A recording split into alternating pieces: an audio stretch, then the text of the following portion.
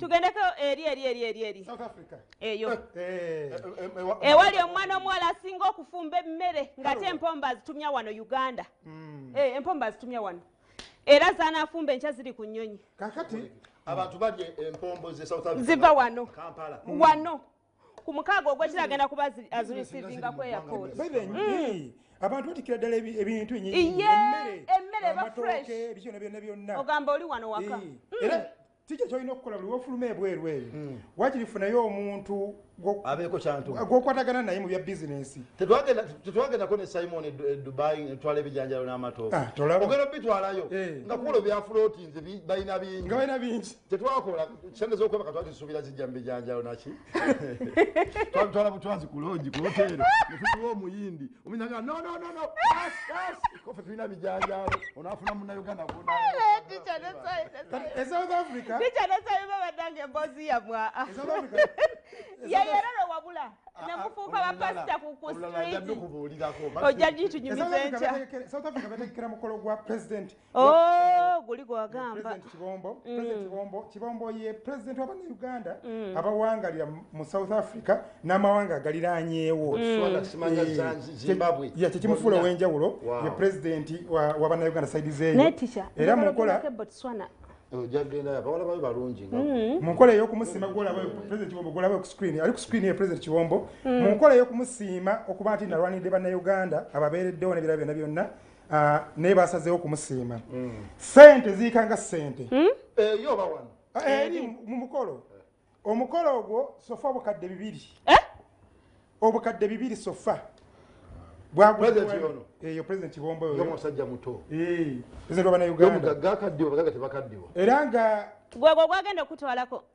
nafunyeko wabula ne tica mu mutwale bolabaawo bola ku screen yabo be bamu ku Bannayuganda abakulembeze b'Abannayuganda communities ez'enjawulo ono ye haluwo oyo asinga okufumba emmere oyo muli bannabakyala basentebe ng'onagamba nti nno kaŋŋambe ndi sentebe wa Kampala Central sentebe wa Bannayuganda bangi South Africa so buli kitundu bainfluencinga nnyo naye byagenda byakendera kati ebi baali bataddemu nnyo omulama kati gwakola nti kuzza kati kyokola tibagala nnyo ekimu kyateekawo embeera eno ey'emikolo gino egy'okusiima abantu kwongera kuzza bumu so twabaguddeko mu meeting egyolaba eyo Bannayuganda bannewoolaba gwomanyi awo kimanyi gyali South Africa ali bulungi ndijo bw'ogendayo abaana abo bakulabirira batya kuba omwana omuwala oyo yandabirira oyo haluwa ndijo omwana oyo yandabirira haluwa mugambe nzija nga kwotadde n'okumpa ebirabo haluwa mugambe nzija nga kwotadde n'okumpa ebirabo ebyaddala Chairman Nyanzi ne banne Chairman Nyanzi n'omwami we ebimu ku birabo lindako nebazo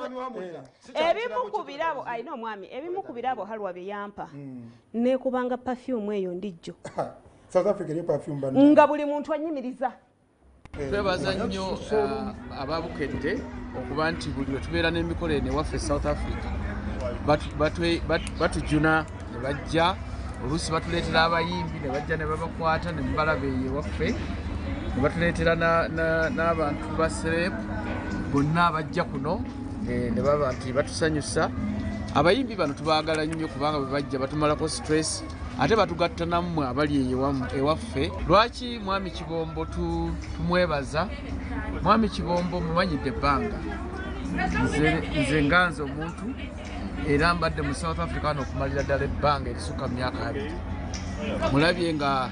ajja atandika mwana muto naye nga ebintu byakola mu community bya kikulu nnyo amanyi agange mpitibwa Governor Raymond Sonko nga nze sipiika w'omukolo guno awamu nga ndi ne Chairman Nyanzi ye Vice Chairman wa Community e Pretoria era nga yakwataganyiza ebya publicity n'okulaba nti omukolo guno gubaawo. Omukolo guno mwami Nyanzi awamu ne Chairman baguteeka ku ssente eziwerera ddala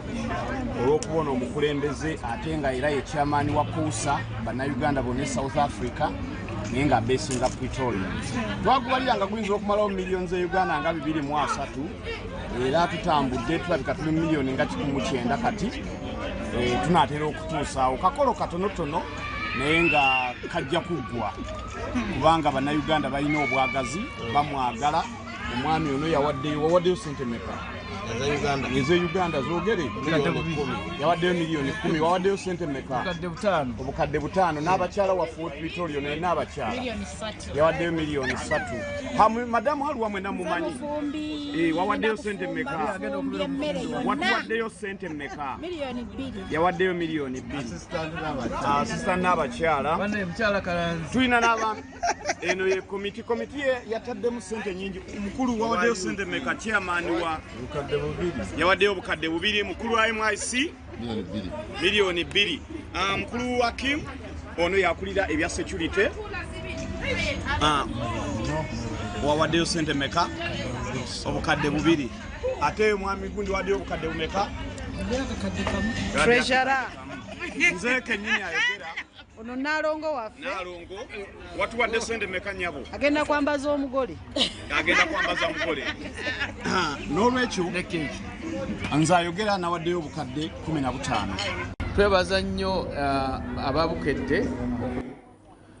South African team, South African family, abana Uganda yeyo. Kituwa banyi butulaba ku bannansi bannaffe nga bali mu nseze ebweru. Back in the days 10 years back twalabanga ku bantu baffe nga bali bweru. Mujjukira omuntu nga bala kuba simu olusimu ate n'olya bulizi gundi yagenda mu America kujja South Africa nga tofuna mukisana gumulabako notamanya bukibwa ali abamu natamanya nangeri jali. Nokusinkana by the way. Kati olabanga abantu community zirabangana nti osobola okugenda bati ni bwo ogende South Africa ndabira gundi amanyi gundi ampereze bintu. Ne guest yabo gye bakoze eyokwandi basobola okuŋŋaana balina obudde bukuŋŋaana okumanyagana ebizibu ne balisaliramu amagezi kati gugo omukolo gwa President Kibombo ne bagamba nti tugenda sonda ffenna nga bannayuganda